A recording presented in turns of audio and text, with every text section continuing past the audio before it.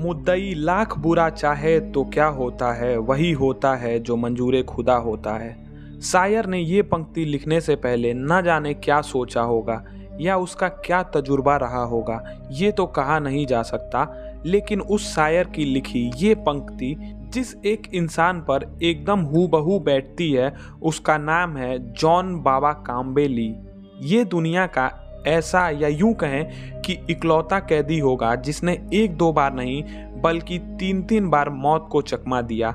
हालांकि मौत को चकमा देने के दुनिया में अनगिनत किस्से हैं, लेकिन इस किस्से की दूसरी मिसाल का मिलना शायद नामुमकिन है, क्योंकि जॉन ली दुनिया का वो इकलौता इंसान जो फांसी के फंदे पर 3 बार चढ़ा और तीनों बार मौत ने उसको अपने पंजों में दबोचने से इनकार कर दिया और वो जिंदा फांसी के फंदे से वापस लौट आया। तो नमस्कार दोस्तों, स्वागत है आपका मिस्ट्रोपीडिया में। आज की कहानी जॉन ली की है। ये किस्सा इंग्लैंड के एक गांव का है। 19th सेंचुरी में इंग्लैंड के द ग्लेन में एक बेहद अमीर महिला रहती थी। नाम था एमी एनी काइसे। बड़े से घर में सिर्फ 4 लोग ही रहते थे, नौकर जेन और कुक एलिजाबेथ हैरिस और एलिजाबेथ का सौतेला भाई जॉन हेनरी जॉर्ज। 15 नवंबर 1884 को बाबा कॉम्बे में उस वक्त हड़कंप मच गया जब जमाने के सामने एमा काइसे की लाश सामने आई। उसका गला रेता हुआ था, उसके माथे पर 3 गहरे जख्म थे और उसे जलाने की भी कोशिश की गई थी। पूरे शहर में ये बात हरेक की जुबान पर तैरने लगी कि आखिर एमा काइसे जैसी भली महिला का दुश्मन कौन हो सकता है। वो कौन बेरहम कातिल है जिसने इतनी बेदर्दी से एमा काइसे को मौत के घाट उतारा। जब ये मामला पुलिस की तफ्तीश के दायरे में पहुंचा तो शक के आधार पर पुलिस ने जॉन को गिरफ्तार कर लिया। पुलिस की तहकीकात में पता चला कि जॉन ने 1879 के आसपास स्कूल छोड़ दिया था। उसके बाद उसने नौसेना में भर्ती होने की कोशिश की, लेकिन वहां वो फेल हो गया तो वापस टॉर्क लौट गया और वहीं फुटमैन का काम करने लगा। मगर पुलिस ने जॉन को एक बार अपने मालिक के घर में चोरी के इल्जाम में गिरफ्तार किया और उसे सजा दिला दी। जॉन को 1884 में जेल से रिहाई मिल गई। जेल से बाहर आने के बाद जॉन वापस द ग्लेन लौट आया और अपनी बहन के साथ एमी के घर में कहीं काम करने लगा। इसी बीच जब एमी का मर्डर हुआ तो पुलिस का सबसे पहला शक जॉन पर ही गया, क्योंकि वो इकलौता मर्द था जो कत्ल के वक्त घर पर मौजूद था। असल में पुलिस को जॉन की बाह पर एक कटे का निशान दिखा, जिसके बारे में वो पुलिस को संतोषजनक जवाब नहीं दे सका।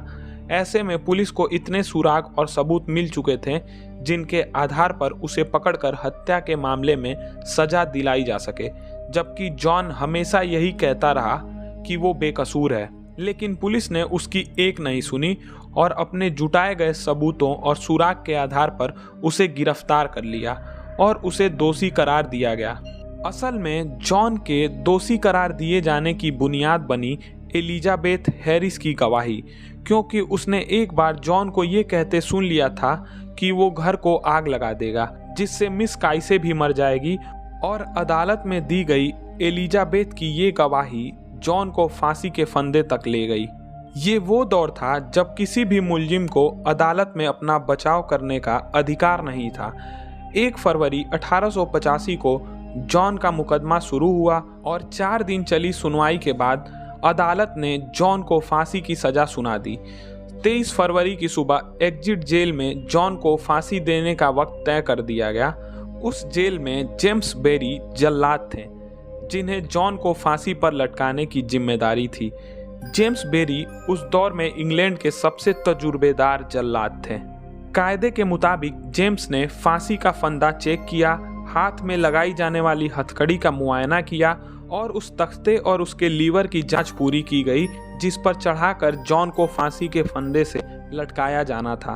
तय तारीख को तय वक्त पर कैदी जॉन को फांसी घर तक लाया गया। जेम्स बेरी ने जॉन को तख्ते पर ले जाने से पहले नकाब पहनाया और फिर जेम्स नकाब पहने जॉन को लेकर फांसी के तख्ते तक पहुंचे। लेकिन जॉन को जैसे ही फांसी का फंदा पहनाकर तख्ता खींचा गया, लीवर ने काम करने से ही इनकार कर दिया और तख्ता टस से मस तक नहीं हुआ। जेम्स ने एक बार फिर कोशिश की, जॉन को फांसी के तख्ते से उतारा गया। तख्ता और लीवर चेक किया। तख्ता और लीवर ठीक ढंग से काम करते दिखाई दिए, लेकिन जब दोबारा जॉन को फांसी के फंदे पर खड़ा किया गया तो जेम्स ने लीवर खींचने की कोशिश की। एक बार फिर वो नाकाम रहे और लीवर नहीं खींचा और ना ही तख्ता खुला। जेम्स ने एक बार फिर उसकी किस्मत को आजमाया और तख्ते लीवर का मुआयना किया। डमी को तख्ते पर चढ़ाया गया तो वो उस वक्त ठीक से काम करता दिखाई दिया, लेकिन तीसरी बार भी जब जेम्स ने जॉन को तख्ते पर खड़ा किया तो उसका लीवर नहीं चला और तख्ता नहीं खुल सका। उस जमाने में कानून किसी भी कैदी को 3 बार ही फांसी देने की इजाज़त देता था, यानी किन्हीं वजहों से एक बार फांसी देने में कोई अड़चन आ जाती है तो 3 बार फांसी देने की कोशिश की जा सकती थी। हालांकि इसके पीछे तर्क यही था कि ऐसा इत्तेफाक शायद ही किसी के साथ हो जो 3 बार फांसी के तख्ते से बच जाए या फांसी देने में अड़चन आ जाए। लिहाजा 3 कोशिश के बाद अब जॉन कानूनन फांसी का हकदार नहीं रह गया था। इस घटना ने उस जेल में हड़कंप मचा दिया। जेलर से लेकर कैदी तक सभी हैरान हो गए और बात अदालत में जज तक जा पहुंची। जज को जॉन के अदालत में कहे शब्द याद आए। जॉन ने अदालत में कहा था कि मुझे गॉड पर पूरा भरोसा है और वो जानता है कि मैं बेगुनाह हूँ। ये बात इस कदर फैली कि इंग्लैंड की महारानी क्वीन विक्टोरिया के कानों तक जा पहुंची।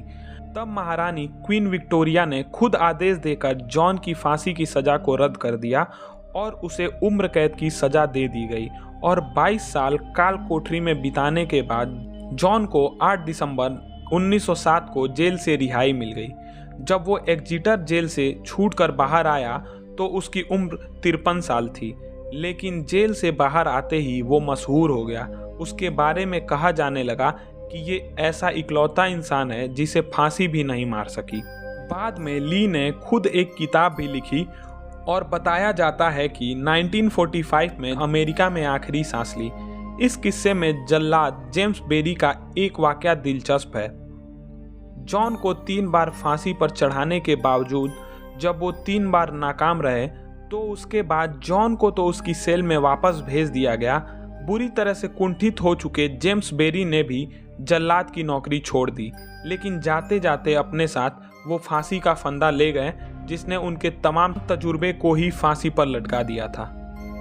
बाद में वो रस्सी नीलाम की गई और आज भी वो रस्सी लिटिलडिन जेल में नुमाइश के लिए रखी है। तो ये थी जॉन ली के फांसी की रहस्यमयी कहानी। उम्मीद करता हूँ आपको ये कहानी बेहद पसंद आई होगी। अगर कहानी पसंद आए तो वीडियो को लाइक और चैनल को सब्सक्राइब कीजिएगा। फिर मिलते हैं एक और नई कहानी के साथ। तब तक के लिए नमस्कार, धन्यवाद।